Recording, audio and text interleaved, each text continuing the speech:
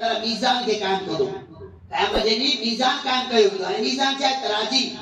हाने तराजी के अंदर जी असा इते ज़हन सोचूंदा वट वगैरह वाटेवर पर इए ना मीज़ान जे अहले जिक्र लिखंदा टिन तरीक़नि सां हिकड़े अमल के चेक कयो वेंदो सभई मां पहिरीं शइ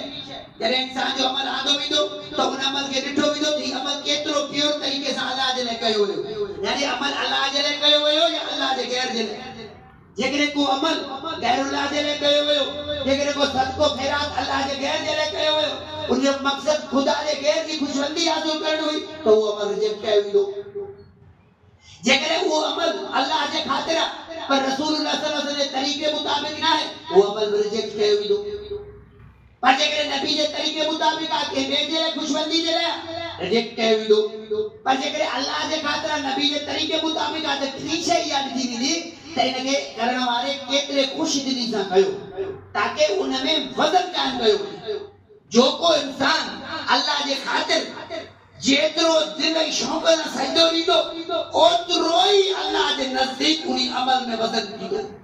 ओतिरो ई उन इंसान जो अमल वधंदो उहो ई अमल तराजी में वजन रखंदो एकड़ो जेतरो चाह सां सजदो ॾींदो छो जो जॾहिं इंसान नमाज पढ़े तो हर टाइम सजदे में इंसानी कैफियत चेंज हूंदी आहे केॾीमहिल इंसान के दुनिया जा ख़यालात आहिनि त करे इंसान पंहिंजे रब सां जुड़ियो पियो आहे सजदो करे इंसान के दुनिया जा हालात मामलात तवज्जो में त करे इंसान पंहिंजे रब जे आड़े रोए थो हर सजदे में इंसानी कैफियत चेंज आहे लिहाज़ा हर सजदे जी कैफियत चेंज हुजण जे करे नमाज साॻी मगर उन जो वज़न अलॻि तय कयो इनखे चइबो आहे मीज़ान